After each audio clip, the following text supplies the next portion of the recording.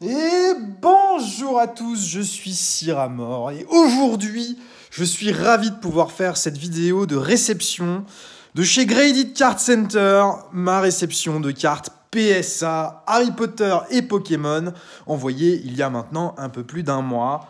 Et le retour, c'est aujourd'hui. Avant tout, petit remerciement à Joe Design, qui se reconnaîtra, qui m'envoie mes 3 dernières cartes me permettant de clôturer le set Chemin de traverse en français Harry Potter. Joe, si tu passes ici, un grand merci, elles sont bien arrivées ce matin, en même temps que mes cartes de chez GCC, donc des cartes PSA. L'intérieur d'un colis GCC, ça donne ça. Bon, j'ai ouvert au Schnitz, le bazar, donc j'ai mis un petit coup dans le truc, là, donc désolé... GCC, j'ai un peu cassé la feuille de remerciement que tu m'as envoyée, mais je suis absolument ravi de trouver ce colis. Je connais mes notes, donc la découverte sera pour vous, mais pas pour moi. Étant donné que je n'ai pas pu attendre, je me suis spoilé. Je vais avoir besoin d'un gros schnitz pour enlever ce coup de scotch. Attention, le schnitzel! Alors, comment ça va se présenter là-dedans? Je n'en sais rien. Donc, en fin de vidéo, je vous donnerai mon avis sur la société, sur GCC, pour que vous puissiez vous faire votre idée. Oh là là, qu'est-ce que c'est beau, regarde ça! Un beau carton avec écrit PSA en gros dessus, là. Ça a vraiment une gueule d'enfer. Alors, dans quel sens sont les cartes à l'intérieur? Les notes sont de quel côté? Tac, ok. Les notes sont dans l'autre sens. On va se sortir le paquet de cartes gradées, là.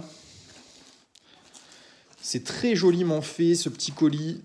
Très, très bien protégé. Hop, on se met ça sur le côté pour pas que ça nous perturbe. Donc, on a des cartes Harry Potter et Pokémon. Une majorité de Pokémon, quelques cartes Harry Potter que j'avais envoyées. Harry. Les Harry sont toutes d'un côté, les Pokémon de l'autre. Encore une. Oh, je disais plus de Pokémon, mais non, en fait, il y a une Harry Potter de plus que les Pokémon. On va commencer par les Pokémon, comme ça, ceux qui ne s'intéressent pas du tout à Harry Potter pourront quitter la vidéo s'ils le souhaitent. Et en Pokémon, on a du récent et de l'ancien, du Wizards et du épée et bouclier. Et on démarre avec ce petit Mew, le Mew V alternatif, de point de fusion en français, qui a eu la magnifique note de 10. Donc déjà, première excellente surprise, ce Mew. J'ai envoyé des cartes que j'estimais pouvoir aller chercher le 10. J'ai pas envoyé des cartes dans un état un petit peu moyen, tu vois. Mais malgré tout, on a eu quelques surprises sur l'envoi, tant des bonnes que des mauvaises. Donc, le Mew. Ensuite, nous avons Zarbivé alternatif. Carte que j'estimais en 9 ou 10. 9 à cause du centrage. Et si ça passait, j'espérais avoir un 10. Donc je l'ai envoyé pour aller chercher le 10. Et c'est la mauvaise surprise de l'envoi. J'ai eu un 8, Near Mint. Bon, c'est pas une super note, c'est pas ouf. Mais elle reste malgré tout très jolie dans son boîtier, j'en suis content. Mais cette carte-là, je pense pas que je vais la conserver. Je pense que je vais la vendre. Parce que le 8 dans ma collection me gêne un petit peu. Donc je préfère me séparer de cette carte pour la renvoyer et essayer d'avoir mieux qu'un 8, quoi. Bon, le loulou, je l'avais envoyé pour aller chercher le 10. Clairement, j'avais vu absolument aucun défaut sur la carte. Elle n'a pas le point blanc classique qu'on peut trouver sur les Lugia alternatifs de Tempête Argentée. Et cette carte a eu la note de... Pouf! Un gros 10 sur le Lugia. Au moment où j'ai regardé les pop, elle était pop 34 en français. Ça va évoluer, parce qu'il y a beaucoup de gens qui ont ou qui vont envoyer cette carte chez PSA. Mais j'en suis absolument ravi. Un 10 sur le Lugia alternatif, c'est juste magnifique. Bon, la carte mérite son 10, je pense. En tout cas, elle a eu pour moi la note qu'elle méritait. Elle était absolument parfaite. On passe maintenant au Palkia originel V. Je t'avoue que là, je sais plus ce que j'ai eu comme note. Mais j'aime beaucoup cette illustration. Ça me rappelle un petit peu le film Le Labyrinthe. Pas le Labyrinthe de Pan, le Labyrinthe, l'original, avec David Bowie. Cette espèce de monde tridimensionnel chelou, là. Et j'aime beaucoup l'illustration qui a été faite sur ce Palkia. Donc ce Palkia a eu 10, je savais plus, j'étais plus sûr, mais voilà, un beau 10 sur ce Palkia. Bon, ça c'est magnifique aussi. Ça pour le moment je vais pas vendre. Peut-être qu'un jour je serai amené à m'en séparer pour racheter autre chose, mais pour le moment c'est plutôt quelque chose que j'ai envie de garder dans ma collection. Ça c'est très très joli. Très content d'avoir eu un 10 sur une alternative. Alors évidemment, nous n'avons pas eu que des 10, mais on a eu des jolies notes. Là, le petit Mewtwo alternatif de Pokémon Go, donc celui-là c'est pareil, hein, je l'ai envoyé dans le but d'aller chercher le 10, parce que c'est une carte pour moi qui a de l'intérêt si elle est en 10, mais si elle n'a pas 10, ça n'a pas trop d'intérêt d'envoyer ça chez PSA. Et c'est pas une carte à forte valeur en fait, si tu veux. C'est une carte qui doit valoir 40-45 euros en loose. Donc si t'as un 10, c'est bien, ça lui fait prendre de la valeur. Si tu l'as pas, elle vaut le prix du loose ou un peu plus, mais gros, t'es pas gagnant quoi. Et elle a eu 9, malheureusement. Donc un 9 mint, ça reste une très jolie illustration. La carte est très jolie. Je pense pas vendre cette carte parce que le 9 me suffit dans ma collection. Mais il est vrai que c'est une petite déception pour moi parce que je n'avais pas vu de défaut. Après, si elle a eu 9, c'est qu'elle a un défaut. Hein. Je ne remets pas en cause la notation de la carte. Mais j'aurais espéré mieux. Là, nous avons une alternative de Soleil et Lune, Marshadow et Maconier GX. Alors ça, c'est des cartes magnifiques. Les populations sont extrêmement faibles sur ces cartes. Il n'y en a quasiment pas de gradé chez PSA. Alors sans doute parce que la gradation vient d'ouvrir aux Français sur les séries autres que le set de base. Il y a quand même assez peu de temps, c'est encore très récent. Mais 10 sur le Marshadow et Maconier, ça c'est absolument merveilleux. D'avoir un 10 sur cette carte, elle est pop 4 au moment où la vidéo est tournée. Encore une fois, ce sont des populations qui sont amenées à évoluer parce que la gradation est ouverte depuis très peu de temps sur les cartes comme celle-ci. Alors ça, je l'ai tenté aussi. Je l'ai sorti, moi, de booster, ce Absol Prime. Donc, 0 défaut d'origine, en tout cas, rien de notable. Les bords qui sont hyper fragiles sur les primes, pour moi, étaient vraiment clean. Il n'y a pas de défaut de rayures de surface, il n'y a rien du tout. On est sur du sortie de booster. Mais vous connaissez un petit peu HGSS, on peut retrouver des petits points blancs d'origine. On en a un en haut à gauche, un en haut à droite. Donc ça, je l'ai envoyé pour viser le 9, mais il était probable qu'elle revienne avec un 8 à cause de ces petits défauts d'origine qui, à mon avis, ne sont pas super bien pris en compte par PSA pour le moment, comme le français est encore assez méconnu chez PSA. Elle a eu 9. Donc j'en suis très content de ce 9. C'est vrai que j'aurais adoré avoir un 10 sur une Prime, mais ça paraît assez peu possible sur un exemplaire comme celui-ci, bien qu'il soit sorti de booster à cause des petits défauts d'origine. Et la dernière carte Pokémon, c'est une carte que j'ai également sortie de booster. Il s'agit d'une Mentali de Neo Discovery en anglais et en Unlimited sans aucun défaut de surface puisque je l'ai sorti moi-même de booster. Donc ça, c'est vraiment ma carte de cœur de l'envoi. C'est le premier booster Wizards que j'ai réouvert depuis que j'ai repris la collection. Donc c'était un énorme kiff que je m'étais fait. J'avais acheté un booster non pesé, non trié. Il s'est avéré qu'il était lourd et qu'en plus, il comportait un petit Mentali qui est mon illustration préférée de Neo Discovery. La carte présentait un point blanc. Je sais plus, là, en bas à droite. Voilà. Donc un beau point blanc. Hein. On a un bel exemplaire de point blanc, là, tu le vois bien. Mais ça, c'est sorti comme ça de booster. Voilà, c'est comme ça. Et elle a une 9. Ce qui est vraiment bien, hein. Ces cartes-là n'ont de la valeur, je veux dire vraiment une grosse valeur, que si elles atteignent la note de 10, parce que les 10 sont sur des populations extrêmement faibles. Et ce qui est magnifique, c'est qu'elle a le petit point entre ses deux yeux rouges brillants, et je trouve que ça a un rendu merveilleux sur cette carte, les yeux brillants également. C'est vraiment une carte magnifique de Nishida. Donc je suis fan de cette carte, celle-ci ne sera évidemment pas à la vente, hein, ça je garde. C'est mon souvenir de ma première réouverture de Wizards sur Pokémon. Bon, on passe maintenant à de l'autre Wizard. Là, on est aussi sur du Wizards of the Coast, mais c'est Harry Potter. Collection assez méconnue pour le moment, mais on est sur des merveilles. Bon, on démarre tout de suite avec les cartes les plus rares de cet envoi.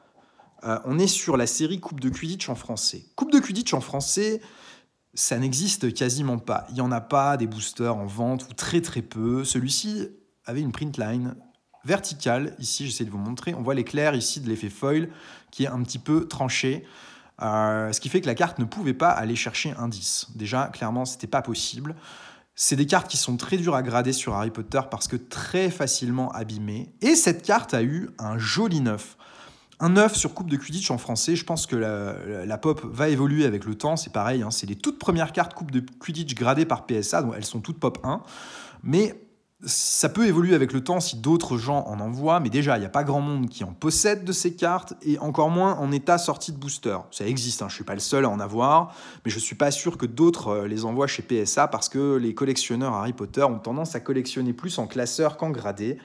Mais j'avais pas envie de garder ça en classeur, parce que ça me paraissait tellement pas courant, que j'ai voulu, disons, sceller la carte dans le temps, et m'assurer que son état reste l'état dans lequel je l'ai eu en sortie de booster pour pas les abîmer dans un classeur. Ici, on a Hagrid a besoin d'aide. Bon, c'est un petit peu la mauvaise surprise de l'envoi. La note de cette carte, elle a eu 8. Pourquoi elle a eu 8 ? Parce qu'au dos, si je dis pas de bêtises, voilà, les coins sont un petit peu moyens. Il y a du point blanc sur les deux coins supérieurs que vous voyez ici, hein, donc le coin qui est en bas à droite avec 2 petits blanchiments, et celui en haut à droite qui lui a un petit peu ramassé. Donc c'est ce qui lui vaut son 8, ce qui reste une note excellente malgré tout. On est sur du Near Mint chez PSA, en tout cas l'appellation escalée, et ça reste du sortie de booster. Donc, je suis ravi d'avoir cette carte en français, qui est une carte rare, du fait que ce soit du coupe de Quidditch en français. En anglais, c'est beaucoup plus courant le coupe de Quidditch. J'ai beaucoup de cartes PSA gradées en anglais.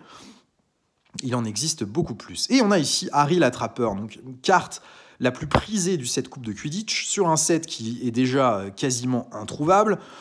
Donc en état neuf comme ça, je peux pas associer une valeur aux cartes, hein, parce qu'il n'y en a pas d'autres. Je pense pas que ça vaille des millions, faut se calmer tout de suite, mais c'est vraiment pas courant, et c'est des cartes en loose, en état excellent, qui se négocient autour de 200-250 €. Donc, en gradé, selon la note, ça peut aller très très haut.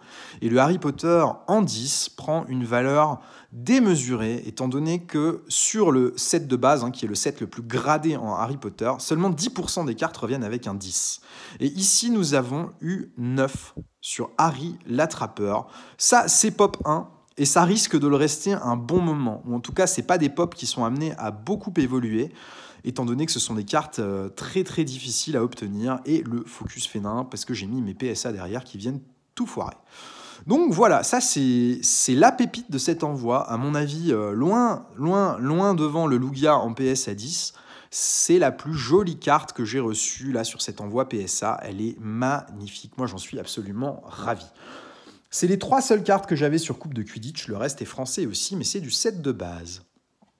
Donc, set de base, nous avons alors ma carte préférée du set de base, la licorne. Ça, c'est très personnel, hein, j'aime beaucoup cette carte. J'en ai envoyé 2. Donc, je ne sais pas laquelle est en premier. On a la 9, meilleure note des 2. Une licorne en PS à 9... ça peut valoir des ronds en 6, hein, parce que c'est très difficile à obtenir. C'est la carte la plus prisée avec Harry Potter, évidemment, sur le set de base, ce qui fait que la carte est assez demandée. Même en loose, c'est une carte qui peut facilement valoir des sous, surtout en état 9. Donc là, en PS à 9, c'est costaud. Et je suis ravi de l'avoir, donc cette carte reste dans ma collection. Je vais essayer de faire le set de base complet en PS à 9 sur Harry Potter. C'est pas une chose simple à faire. On a la deuxième, je ne vous cache pas la note, hein. Je vous ai dit que l'autre avait eu la meilleure des 2 notes. La seconde a eu 8. Ça reste une très jolie note. Celle-ci sera en vente. Je n'ai pas encore déterminé les prix. Soyez pas surpris si vous voyez passer des cartes en PSA française sur eBay, Vinted ou n'importe quelle plateforme de vente. Je vais mettre des prix sur ces cartes qui seront sans doute élevés dans un premier temps, parce qu'il n'y a aucune cote existante, donc il faut un petit peu sonder le marché pour voir ce que ça va donner, et je ne vais pas tout de suite mettre des prix hyper attractifs, hyper bas. Étant donné qu'il n'y a pas de vente, je ne sais pas comment fixer un prix là-dessus. Et les pops connus sont extrêmement faibles, hein. La licorne en 9, il n'y en a qu'une. La licorne en 8, il y en a 2. On passe à la carte suivante. On a Professeur Severus Rogue, que j'ai souhaité envoyer. Oh non, qu'est-ce que vous m'avez fait là ? Il y a une poussière dans le boîtier, c'est pas cool. La poussière est dans le boîtier. Bon, c'est pas grave, la carte n'est pas abîmée à cause de ça, mais ça fait tout de suite tâche, hein, quand tu as une petite poussière qui traîne dans le boîtier. Bon, en tout cas, cette carte-là, c'est pareil, je l'ai faite grader chez PSA pour la conserver dans ma collection. Le boîtier n'est pas archi clean non plus, on a des petites pétouilles là, hein. Bon, c'est pas grave. Professeur Severus Rogue qui a eu 9 mint C'est la carte, enfin l'état et la note qu'on peut viser le plus raisonnablement sur Harry Potter. Avoir du 10, c'est mission impossible. En français, il existe une seule carte gradée PSA 10 au moment où je tourne cette vidéo. C'est une Hermione, hein. Je connais la personne qui l'a envoyée et qui possède cette note. C'est un exploit d'avoir un 10 sur Harry Potter. C'est vraiment très difficile. Derrière, nous avons une petite Hermione Granger qui a eu, elle, la note de... Ils m'ont refoutu une poussière dedans. Oui, au même endroit que sur le rogue. Mon Dieu. Bon, c'est pas grave. Une petite poussière, c'est pas un drame tant que la carte n'est pas abîmée dans le boîtier. Et je pense qu'elle ne l'est pas. Hermione a eu 8. Bon, c'est pas une déception un 8 sur une holo, parce que c'est très difficile d'obtenir ce genre de note. Et pourtant, regardez bien l'état de la carte. Les défauts, il y en a pas. Tu peux avoir du micro point blanc d'origine, en plus sur des bords noirs, c'est tout de suite très visible, mais on est sur des cartes qui sont dans des états absolument somptueux. Hein. Cette carte-là, je l'ai envoyée pour aller chercher le 9 ou le 10, et j'ai obtenu 8. C'est comme ça, c'est la vie. On ne peut pas toujours avoir les notes qu'on espère, mais c'est pas facile d'obtenir des excellentes notes sur du Harry Potter. Bon, ce Harry, déjà... J'allais dire, il n'a pas la poussière. Non, il n'a pas de poussière, il est bien. Il est bien. Harry Potter, comme la licorne, c'est des cartes qui sont très très appréciées sur Harry Potter, ce qui fait que c'est des cartes qui peuvent vite coûter cher. Harry Potter, celui-ci a eu la note de 9. 9, c'est une excellente note. C'est du sortie de booster, et non seulement c'est du sortie de booster, mais ce sont des cartes que j'ai triées. J'ai ouvert énormément de Harry Potter, et j'ai envoyé seulement les plus beaux exemplaires que j'avais pour aller chercher du 10. Sur le set de base, hein, sur Coupe de Quidditch, c'est pas le cas. Et la dernière sera à nouveau un Harry Potter, qui est du coup exactement la même que la carte précédente, et qui lui a obtenu la note de 9 aussi. Donc Harry Potter, pour l'instant, il existe 2 cartes gradées PSA 9, aucune PSA 10, et les 2 PSA 9 sont chez moi. Les populations vont évoluer parce que d'autres collectionneurs que je connais, Magic World TCG si tu passes ici, ont envoyé du Harry Potter chez PSA qui n'est pas encore gradé, et j'en ai également renvoyé. J'ai envoyé toutes les cartes brillantes du set de base en un exemplaire, et il m'en reste encore à faire partir prochainement pour aller chercher à nouveau des notes. Voilà, mon objectif, c'est d'avoir tout le set de base, uniquement les brillantes, en PSA 9 ou plus, et aller chercher du 10, j'aimerais beaucoup. Mais ça paraît très très compliqué. Donc là, ici, vous avez un très très joli exemplaire d'Harry Potter en PSA 9 qui va être également à la vente avec la licorne en PSA 8. Les prix seront clairement pas cadeaux, hein, parce que j'ai besoin de sonder un peu le marché, de voir ce que ça peut donner en termes de valeur. Donc, je vais sans doute me faire un peu plaisir sur les prix que je vais mettre dans un premier temps et prendre des offres qui apparaîtront pour sonder le marché et voir si c'est intéressant ou pas d'aller faire grader des cartes Harry Potter en français dans le but de les revendre. Mais vu la difficulté d'obtenir des excellentes notes, je suis pas sûr de le faire. Bon, je vous remontre un petit peu les cartes chemin de traverse. On est aussi sur des cartes neuves, mais celles-ci vont partir en classeur parce que je ne les avais pas. Aucune de ces trois-là. Donc, mon retour d'expérience sur Graded Card Center, qui est l'intermédiaire par lequel je suis passé pour l'envoi de ces cartes PSA, c'est que du positif. Honnêtement, le site est hyper bien foutu. J'ai aucun partenariat, je ne suis pas affilié avec eux. Je vous donne mon avis tel qu'il est. Et en aucun cas, je veux les promouvoir dans un but lucratif. C'est uniquement pour que vous ayez votre avis. J'ai trouvé que le site, les suivis de commandes étaient vraiment très bien faits. Je trouve que la prestation est hyper cohérente et que le prix est hyper cohérent. Tu peux envoyer des cartes à partir de 20 € hors taxe par carte avec Graded Card Center chez PSA. Ça te coûte beaucoup moins cher sur des envois de petites quantités de cartes que d'envoyer toi de ton côté les cartes directement aux États-Unis, parce que tu vas te manger des frais de port abominables, tu vas te manger la douane, et avec eux, tu t'évites tout ça. Après, sur des gros envois, si tu envoies des centaines de cartes chez PSA, ou même à partir d'une cinquantaine de cartes, la question se pose. Et j'ai fait une vidéo pour te faire un petit peu le pricing entre PSA en direct et Graded Card Center. Disons que en dessous de 50 cartes, ne te pose pas la question. Passe par GCC, ça te coûtera moins cher d'envoyer tes cartes aux États-Unis. Et si tu as plus de 50 cartes, fais le comparatif entre les deux avant de faire ton envoi. Parfois, ça peut être plus intéressant pour toi de passer par GCC, mais à partir d'un certain nombre de cartes, il est évident qu'il sera plus intéressant d'envoyer de ton côté. Surtout si tu as l'habitude de le faire et que tu connais très bien les démarches. Donc voilà, moi je ne retiens que du positif de mon expérience avec GCC et j'ai hâte de faire partir ma prochaine commande pour découvrir à nouveau les notes avec vous. Je suis on ne peut plus ravi de mes notes. Je pense qu'elles sont justes. J'ai pas eu de déception. J'aurais adoré avoir un 10 sur Harry Potter, mais c'est une mission quasi impossible d'aller chercher du 10 sur Harry.